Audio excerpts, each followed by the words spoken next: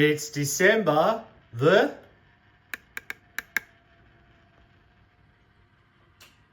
And what we have here is another Scalextric. This is a Ford Sierra RS500. Or actually, it should say Cosworth, but that's what was on the back of the box. This was the 1989 Bathurst 1000 winners of Dick Johnson and John Bell, two Ford campaigners here in Australia. This car, I mean, the detail that Scalextric has done is fantastic. This car just pops, it screams a Christmas paint scheme as far as I'm concerned, with the red and gold and the yellow for the shell. Before I get into this car, I'll do my shout out now. My shout out goes to Slightly Mad Slot Cars, aka Fox and Walls. I'm trying to keep this Aussie theme going here, so I've gone for an Aussie site. They're only a small channel, got a few videos out. They are a Scalextric based track, but yeah, go check them out, they're pretty cool. Anyway, so back to this car. Now, Dick Johnson, as a Ford campaigner, is a bit of an idol for me. I'm a bit of a fanboy of Dick Johnson. Hopefully, I'll be able to insert a photo here. So there you go. The photo was taken back in 2016 at a local car event. Tricky Dicky with Buggerlugs and Stevie's son, who actually raced for his old man for a while. I even got to chat to Dick about his famous trip off into the bush off Forest Elbow. These cars, supposedly, without the turbo, only had 90 horsepower. This thing with the turbo got 680 horsepower. Supposedly in North America, you guys knew it as the... How would you pronounce it, Kaz? Merkur? The Merkur XR4TI, I think it is, yeah, XR4TI.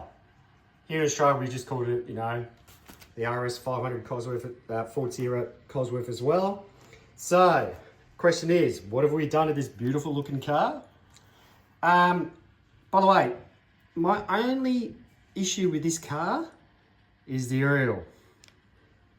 Now, because this car is a shelf queen, it does get parade laps, treated with a heap of respect. But I think probably the second time we had the car out, had a rollover and it snapped, if Karen can zoom in, snapped the aerial off. That's good. So what I've actually done is I just got an off-cut a piece of wire from my LEDs, glued it on, painted the top so you didn't see the silver wire. And now, Bob's your uncle. See, it's Mickey Mouse. Now, I shouldn't assume, because you make an ass of you and me, but hopefully Scalextric has fixed this problem, because Carrera do a great job on their aerials. You bend the hell out of them and they still come back. So anyway, what have we done? As you can see, I've installed a Carrera chip.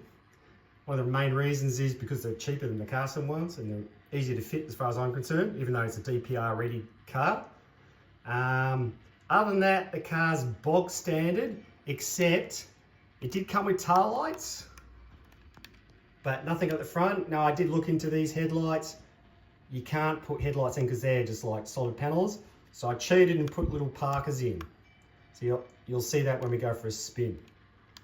So I think it's time we take this car for a bit of a spin around the old Christmas tree.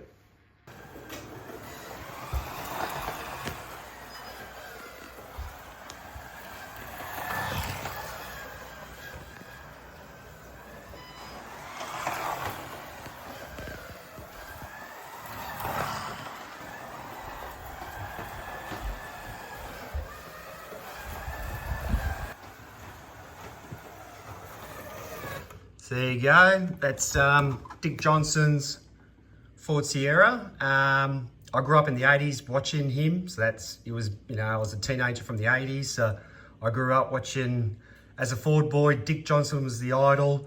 Holden Camp, you had Peter Brock. Let me know in the comments if you're a motorsport fan and do you have a favourite slot car because it's one of your idols driving it. Anyway, let it go for a spin, Kaz. See you Wednesday.